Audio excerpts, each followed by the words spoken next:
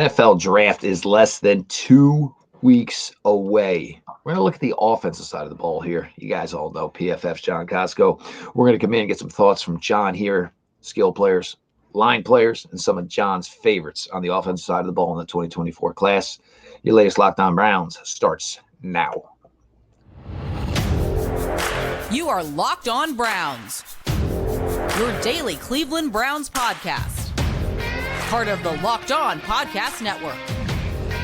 Your team every day.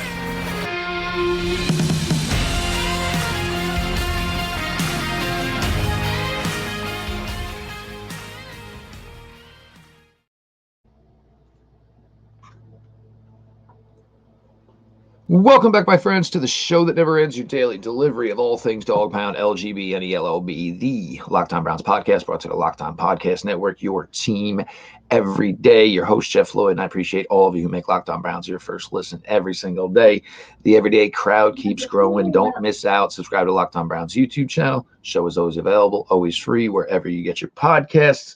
John Kosko from PFF is here to join us for the ride. Today's episode is brought to you by Gametime. Download the Gametime app, create an account, and use code LOCKEDONNFL for $20 off your first purchase.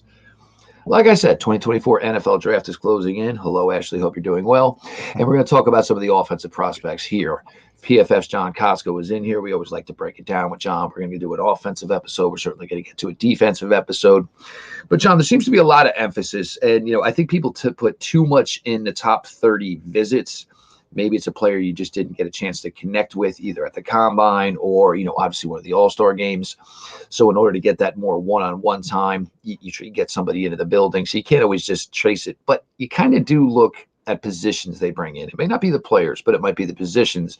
And you kind of get a gathering as to maybe, things that they're looking for. New offensive coordinator, completely new coaching staff on the offensive side of the ball. So you got to think there's going to be some transition there. We all have an idea as to who the holdovers are, but new blood is going to be brought in. Now, skill talent-wise, John, look, wide receiver, it's a deep class. Running back, I think it's an underappreciated class just because it doesn't have a top name. Tight end class, the Browns would love to be in on the tight end class, but that's one with a lot of questions. Maybe being in the tight end class was something the Browns should have done one of the last two seasons. But some thoughts on the skill players in 2024 here, John. Yeah. You kind of summarized it really well. Wide receiver is a deep position. It's been that way for a number of years coming into the NFL. These guys have been, it's becoming a passing league, and it bleeds throughout the, college and high school levels. And these guys are developing way faster than they used to, and they come in more ready to go and basically ready to hit the ground running. So, there's going to be definitely options for the Browns in this class that if they want to go wide receiver, because it is deep, and they have a decent spot at 54 to be able to take one of the really quality talent. We see it every year where these guys fall. Obviously Puka Nacua and Amon-Ra St. Brown, in recent years of guys that have fallen into day 3 that are really quality players. So Andrew Berry has done he's definitely tried to take swings at these positions, but it's always been like third round. So he's never really, invested, I'd say, at like a premium pick on the wide receiver position. So, 54, you could argue is a premium pick, right? So, there's options there. Running back, like you said, there's good talent here. I don't think there's any like game changing type of back guys like, Saquon Bell or Christian McCaffrey or what have you. But I think you've got really good deep talent there. And obviously with the news that they're restructuring Nick Chubb, he's not going anywhere. He's going to be around for Cleveland. They did sign Naheem Hines this offseason. So they could be looking at a position day 3 to like add a guy to, kind of complement that backfield if they want. And then, like you said, the tight end position, there are a couple of guys I like, but really it's not like it's been in the past couple of years. And it's difficult when you get to that, and tight end class. Look, there's just not a lot of tight ends in the world. It's not in the NFL. They're not in free agency. They're not necessarily, ready from college. And even still, there's usually that transition. Granted, there's been a little bit luck lately. Kincaid obviously had a great year. Like a young man out with the Detroit Lions had a great rookie year. But that's not usually the expectation of getting the return on that investment. I think, John, and you look at some of these, and you go to the wide receiver position, it's Coop, it's Moore, it's obviously Jerry Jerry Jeudy. A lot invested monetarily, and Browns hoping for a big return of investment, probably looking for somewhere, probably somewhere between 250 receptions, or more, hopefully for 3,000 yards, probably somewhere north of 20 touchdowns from those three guys. You have Bell, who's been here. You have Tillman in year 2, and I still think Tillman was a little underrated as a rookie.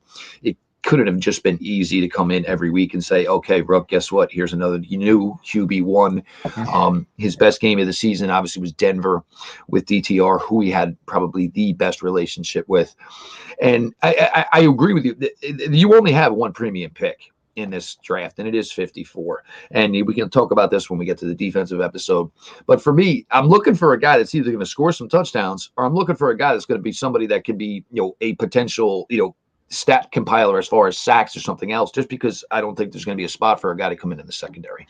Yeah, exactly. I think they need somebody to come in there and be like an immediate impact player for them. And they, we talk about this wide receiver position. So they've been taking these stabs at wide receiver, trying to hopefully one of these guys develops, right? Obviously Anthony Schwartz didn't work out. David Bell does, he's not it. And then, the jury's still on Cedric Tillman. But they are making sure that they have quality pieces there, not just relying on a guy potentially developing. And so when you talk about this pick at 54, you look at what the Browns have been doing at that wide receiver position. Obviously, they brought in Amari Cooper, they brought in Elijah Moore, they brought in Jerry Jeudy, all veteran wide receivers that command a much higher salary. When you start paying a guy like Deshaun Watson this type of money, you've got to be able to trust that quarterback can work with, maybe younger talent and have developed them as well. You look at Patrick Mahomes, there's a reason why they had to let Tyreek Hill go. They're paying Patrick Mahomes. There's only so many mouths to feed in terms of the cap dollars and stuff like that, and the cash that can go around. So, they let him go, and they trusted that Patrick Mahomes could develop the young talent. It was a struggle in 2023, but he, in the end, prevailed because of the talent he is. So, you paying Deshaun Watson that type of money, you've got to be able to get guys like these young guys developed and on the same page and start adding production. So wide receiver position at that 54 seems like a position that they could target, even though they have 3 quality veterans on the roster already. I don't see Amari Cooper being on the roster very much longer after 2024 because of that. Elijah Moore I believe is not under contract after this year as well. So they need to find these guys young and early instead of trying to hopefully do the same thing next year and keep trading these picks for them. Well, rebuilding a room on the fly is certainly not the way to go. Obviously, you want your room to be today, tomorrow, and that has certainly been an emphasis of the Andrew Berry regime up until this point. We're going to continue here. PFF's John Kosko is in. We're going to talk some big boys next. Your latest Locked On Browns continues. Nobody go anywhere. This show is sponsored by BetterHelp. A lot of us spend our lives wishing we had more time. The question is, time for what? If time was unlimited, what would you do with it? Would you take that jog you're always joking about, or would you actually read a book? Would you take a nap? The best way to squeeze that special thing into your schedule is to know what's important to you and make it a priority. Therapy can help you find what matters to you so you can do more of it. You've got a lot of balls in the air. Everybody does, between career, between family life, significant others. But the thing is a lot of people always seem to forget about themselves, and therapy can work on you, which means you can be better in every other aspect of your life. If you are thinking of starting therapy, give BetterHelp a try. It's entirely online, designed to be convenient, flexible, and suited to your schedule. Fill out a brief questionnaire to get matched with a licensed therapist, and you can switch therapists at any time for no additional charge. Learn to make time for what makes you happy with BetterHelp. Visit BetterHelp.com/lockedon today to get 10% off your first month. That's BetterHelp, HELP.com/lockedon.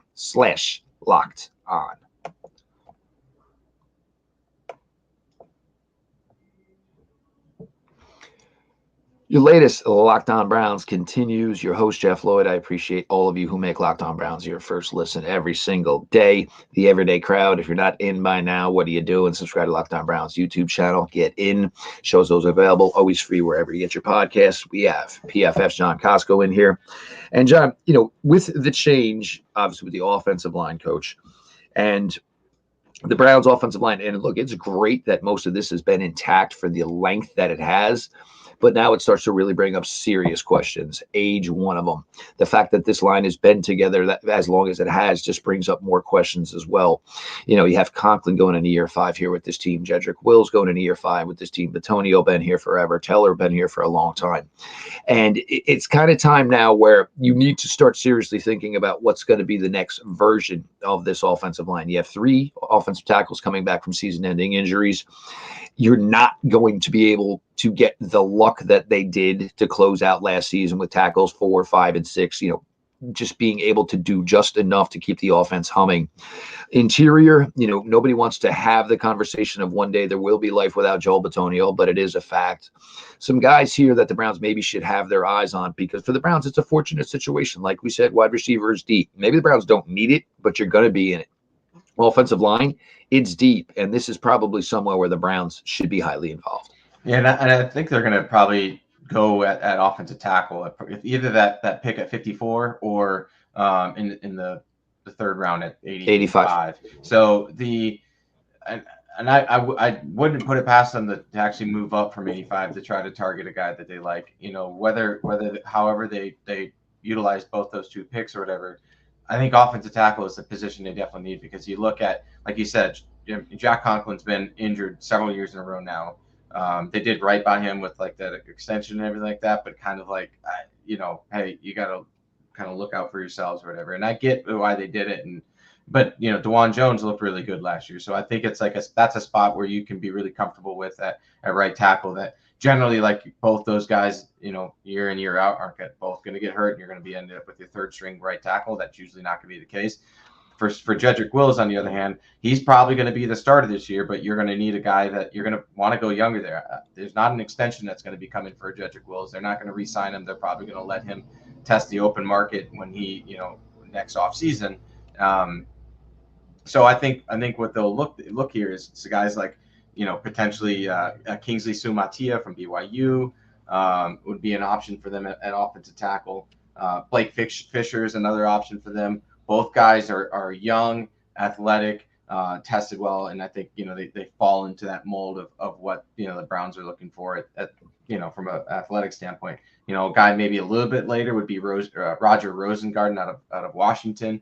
Another guy that's young on the younger side, definitely athletic and had success in college. So I think those are some of their options that you're looking off the tackle. And if they were to go guard or tackle, this is actually not a great class in terms of like from an age standpoint, in terms of how the Browns like to pick people or pick players there. But if you're talking like say in the third round, Brandon Dorlus, not Brandon, sorry, that's edge, but Christian Haynes, Cedric Van Pran, those types of guys are based on like a consensus board where they might be able to target in the third or fourth round. So just a handful of names that you just never know how this draft's going to fall, especially into the round 3 and everything like that. But in terms of what the consensus board says, hey, those guys might be available for them at that pick. And usually tackle makes the most sense. And look, if it comes down to it, if you got to kick somebody inside, you got to kick somebody inside. And it's going to be really interesting because, look, I mean, Jedrick Wills is still here. A lot of people were contemplating whether or not he would actually, make it to his 5th season with the Browns. But for now, he is. You're going to have this unique position if nothing changes between now and through draft weekend, where you have 3 tackles that you're highly confident in. But again, you only have room for 2. And, it's not one of those things where you want to say, oh, well, it'll probably work itself out, because that means that somebody obviously got injured or somebody missed some time here. But you have to start working on, a today and a tomorrow. And it's difficult to do. Hudson, we've seen what we've seen, and he's certainly got a significant amount of playing time up until this point. But it's not to the point where, you think Hudson's going to be a future part of this offensive line.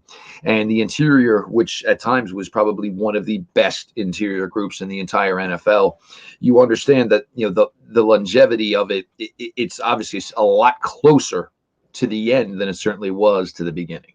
Yeah, absolutely. They need to get younger on the offensive line across the board. A little cheaper too wouldn't hurt either. Absolutely. You have to get cheaper on the offensive line. You've got to be able to start hitting on draft picks, young guys and stuff like that. And basically, because if you're going to continue paying Deshaun Watson, you're going to obviously hope that he's the guy that you paid all this money for. and he's got to be able to make the team around him better. And you can't, eventually you can't keep spending the money on essentially non-premium positions. Offensive line is obviously very important across the board, but you're talking about, like, if you're talking guards versus tackles, like tackles are the guys that get paid. Guards are generally not, even though that's kind of is changing, as we've seen in the past couple of years in terms of how guards are getting paid. But I think they just need to get younger and cheaper, and they need to do that at like we already talked about the wide receiver position. They absolutely going to have to do that. They have to start hitting on guys, and they have to do that on offensive line as well, because you're right. They are absolutely closer to the end in terms of this nucleus that they've had versus being closer to what they've been, and they've been together for a while. And usually like it's good to have like continuity year over year, but there's always going to be some turnover and change. You see it with the Chiefs. They've done it a couple times under Patrick Mahomes, where they've completely retooled that offensive line, and they've done it a really good job. So the Browns need to start looking towards that lens of being able to do that, and identifying guys that are younger that they can plug and play in there. Yeah, and this is also, and I'm just going to go back to running back here, is, because obviously last year it was the most inefficient the Browns have run the ball in the 4 years of the Stefanski and Berry regime. Some of that certainly, because of the fact Nick Chubb missed the amount of time that he did. Also, the amount of, missed games by the offensive line, the fact that they just didn't have that continuous group that they had been so accustomed to for the first 3 seasons. So it's certainly a yin and a yang thing, the harmony thing of, the line working in unison with the running backs. Look, Dante Foreman, he's not going to blow the world away. I think Nyheim Hines is going to be more here as a return guy, a pass specialist, a 2-minute running back type of guy. Jerome Ford, there were times where he looked great. Baltimore Raven game, there were times where we saw, Jerome Ford struggle mightily, due to poor blocking, things of that nature. So it's got to be one, because again, you're in the same situation when you closed last season. You are going to begin this season with, the uncertainty of Nick Chubb. So just getting both of those things, the running game working in unison with the offensive line, has got to be a big, big part of, Ken Dorsey and everything that's going on here with this offensive line as they start to, put players into positions which turn into plays, which hopefully turn into points, yards, et cetera, et cetera. Yeah, and just to kind of talk about how the offensive line, it was way less efficient of a running game last year. They were still good, but they were somewhat significantly less efficient than they were in previous years, and it bears it out in their grades. And part of it is like, the combination of Nick Chubb not being there and the depleted offensive line that this showed its age and had a lot of injuries. You're talking about 2020, a year that this is the first year they had all that nucleus together. They were phenomenal, 87.9. overall grade, run blocking at 83. The next year, still very good, 85. Run blocking was even better at 90. And then you saw it in 2022 that there's a start of a decline there at 75. Still good numbers, but not great, with a run blocking at 74. And then last year, they just really struggled across the board, 64.2 overall for the offensive line, with 60.0 for their run blocking. So we've seen that steady decline, and last year it really kind of bottomed out. A lot of it kind of being, injury, unluckiness. Part of it, Nick Chubb probably makes an offensive line look a little bit better. But when we grade things, we're trying to isolate the individual block on a play. But it is, like you said, it was significantly less efficient of an offense last year. Big part of that is the offensive line was not as good as it was in years past. And they definitely didn't have the running back in Nick Chubb to make it look better than it was. So, a lot of work. And, this is one of the things, you look at the Browns and you say, oh, wow, there really isn't, a starting position available for this team. But that does not mean that there is still not a lot of work to be done. Certainly, changes at the offensive coordinator position, so many changes in the offensive coaching staff, new talent brought in, a lot of work to be done between now and, when they finally take the field for real in September. But we're going to continue on here. Got John here. John's worked at PFF for a long time. John, former college football player. Now we kind of get some of John Kosko's favorites here in the 2024 class on the offensive side of the ball. Everybody stick around.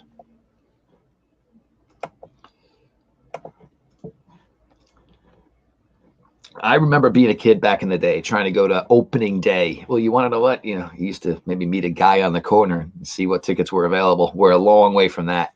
Game Time is now an authorized ticket marketplace of Major League Baseball, which makes getting tickets even faster and easier. Prices on the Game Time app actually go down the closer it gets to first pitch. With killer last-minute deals, all-in prices, views from your seat, and their lowest price guarantee, Game Time takes the guesswork out of buying MLB tickets. My family, I've told you, I'm married. I got teenage girls. We love to do a lot of events. The problem is with so many busy schedules, we are the ultimate last-minute ticket buyers. What I love about Game Time is that you can buy last-minute tickets and get good deals. You got flash deals. You got zone deals. They give you a view from your seat. So everything you know before you hit that buy button, you have it in your hands. Flash deals. You save even more with an exclusive in-app deals on select seats ahead of the Game Time event. All-in pricing. Toggling this feature shows the total up front with no surprise fees at checkout. The lowest price guarantee on Game Time will credit you 110% of the difference if you find a better deal elsewhere. Take the guesswork out of buying tickets with Game Time. Download the Game Time app, create an account, and use code LOCKEDONNFL for $20 off your first purchase. Terms apply. Create an account and redeem code LOCKEDONNFL for $20 off. Download the Game Time app today. Last minute tickets, lowest price, guaranteed.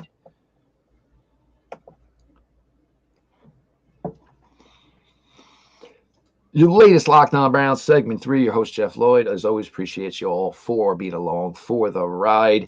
The everyday crowd, you're a bunch of filthy animals, but you're my filthy animals. I appreciate you so. Join the filthy animals by subscribing to Locked On Browns YouTube channel. Show's always available. It's always free wherever you get your podcasts. We are with PFF's John Kosko. And John, now, look, as we always do, John, we love what you do. We love the analysis. We love all the numbers. But we do just like to talk ball. Some of John Kosko's personal favorites on the offensive side. It's a fun class. It is. You have to say, oh my God, there is some craziness to this due to the COVID and all that stuff. We're talking about guys that are almost 25 years old, but it doesn't mean there is not some real nice talent to be had on the offensive side of the ball. Yeah, and I'm gonna frame these more as I think are realistic targets for the Browns because obviously I love Marvin Harrison, I love Roma Dunes, those guys. Who doesn't love those guys when you watch them on tape? But so guys that are potential guys that the Browns could target in this draft. And sometimes when you look at these drafts too, you see guys that are older that wouldn't probably be tagged on the Browns list, but a guy like Roman Wilson is a guy that I really liked. And he's athletic, super productive, obviously has the pedigree with the success on the biggest stages. Lad McConkey is another guy, super quick in and out of his breaks, excellent route runner, maybe one of the more pure guys like that. He would be a guy that potentially could be on the Browns board. He fits their criteria and stuff like that. I do like Keon Coleman too. I think he didn't test great, but I think he plays faster than what he shows. And one of the things too that I think was probably making the rounds on Twitter was he had the fastest gauntlet time or the highest max speed gauntlet time at the combine, which kind of shows, hey, you're turning and running and actually doing a football thing rather than the straight line speed stuff or whatever. So and his in-game athleticism does show that he's better that way. So and then I also like Brendan Rice. Obviously Jerry Rice's kid, and there's that name pedigree, and maybe that there's some bias there with that. But I think he plays faster. He's a really good route runner, and he's a big body too. So some of those are my guys from the wide receiver position. If you want to talk about running back, I like the explosiveness of Bucky Irving. I think Audric Estime is another guy that big body guy that has good shiftiness in and out of breaks, and at the finding a small sliver of a hole in the offensive line. So I like those guys. And then the Wisconsin kid, what's his name? Running back. Braylon Allen. There you go. Just a big dude. Kind of like maybe doesn't run with enough power in terms of his size, but he's really kind of shifty at that size. And if he can learn to kind of use his body size more, he could be something as well. And then offensive line, there's I like Kingsley Sumatia is a guy that I really like at that offensive tackle position. I think if they can really find him, he's actually a BYU guy that's not that didn't go on some mission for 5 years, and he's coming out and he's 25 years old. He's actually is 21 years old and will be, still under 22 on first week of the NFL season. So yeah, he's a guy that I like. So I think they need to be able to target that from an offensive tackle standpoint. And like I've already mentioned a couple of guys like Blake Fisher, Roger Rosengarten, and stuff like that. So those are my guys in terms of just they have good feet, good athleticism.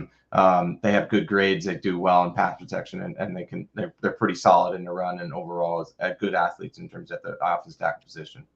When we talk about this class, we talk a lot about the age of this class. Braylon Allen is. Go ahead. One. Ben, if you're talking tight ends, Ben Sanat is the one tight end that I think if they're going to try to get a tight end, it needs to be him. Young, super athletic, and from an analytical standpoint, like what are the markers of showing good tight ends in the NFL? Guys that that have obviously Sam Laporta last year who played extremely well. Short area quickness and breaking tackles, and he does that, both of those in spades. So if there's a tight end in this class I'm targeting, it's that guy. And he must be very good, as the Jayhawk is actually standing up for a Kansas State Wildcat. So it tells you how much Sinet has. But my point of Braylon Allen is, with all this talk of age and so many older prospects, Braylon Allen will play the entire 2024 NFL regular season at 20 years old. So there is some appeal to that. Age matters. He is John Kosko from PFF. As you all know, John's been coming on for years. Always some great conversations, so we appreciate John for his time. If you enjoyed this, make sure you go to the next one, because you're going to get some defensive talk here, as we're going to talk same thing, defensive side of the ball here with the former KU safety. Make sure you're following at John Kosko 3. I am your host, Jeff Lloyd. Appreciate you all, again, for making Locked On Browns your first listen every single day. The everyday crowd. It's simple. If you want in, subscribe to Locked On Browns YouTube channel. You are in on all the action. The show is always available. It's always free wherever you get your podcasts. This has been your daily delivery of all things Dog Pound. LGB on ELOB. Let's go Browns.